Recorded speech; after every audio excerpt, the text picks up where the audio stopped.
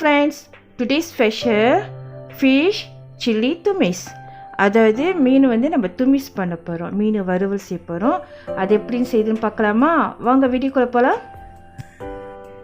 தேவையான பொருட்கள், நான் ஒரு 8 மீன் எடுத்துக்கிட்டேன், சார்டின் ஃபிஷ். ஸோ அதை எடுத்து சுத்தம் பண்ணி கழுவிட்டு இதுக்கு வந்து மஞ்சத்தூள் 1 டீஸ்பூன் போடுறேன்.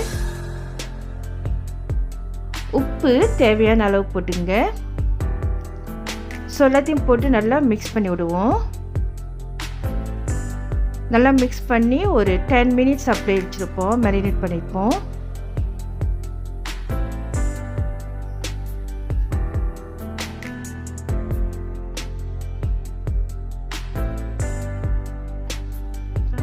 இப்போ நம்ம 10 மினிட்ஸ்க்கு விற்கிறோம் ஒரு மேரினேட் பண்ணுறதுக்கு.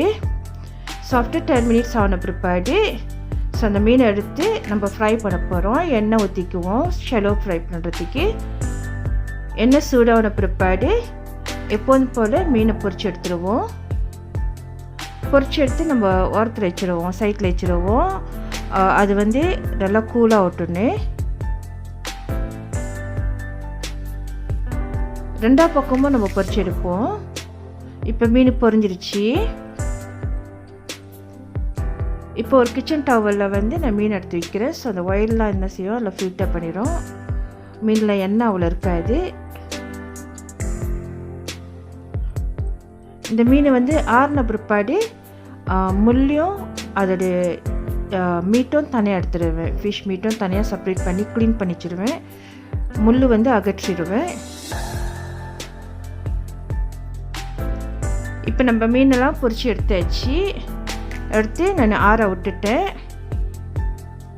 ஆறின பிற்பாடு மீன் முள்ளையும் அகற்றிட்டேன். இப்போ வந்து வெரி ஈஸி மட்டும் தான் இருக்குது.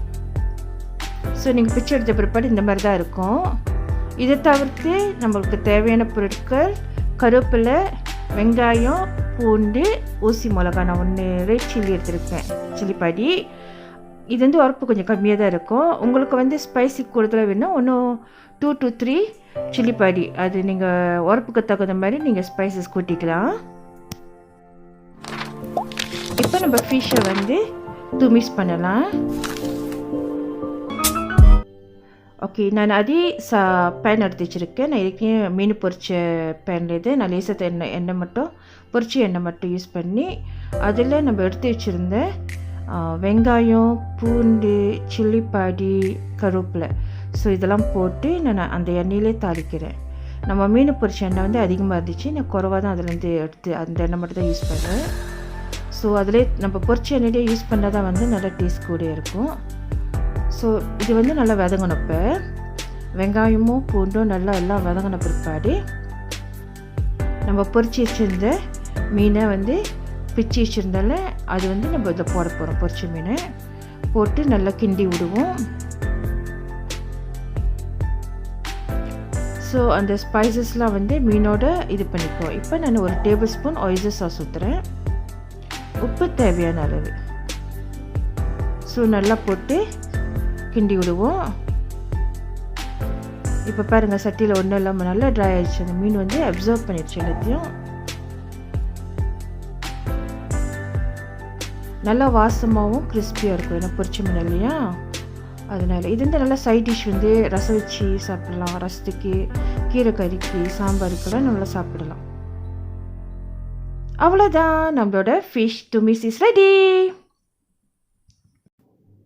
இந்த வீடியோ உங்களுக்கு பிடிச்சிருந்துச்சுனாக்கா மறவாமல் சப்ஸ்கிரைப் பண்ணுங்க, பெல் பட்டன் அமுத்துங்க, லைக் பண்ணுங்க, கமெண்ட் பண்ணுங்க and ஷேர் பண்ணுங்க. தேங்க்ஸ் ஃபார் வாட்சிங். God bless you. Love you all. Take care. Bye bye. Happy cooking. Drop it.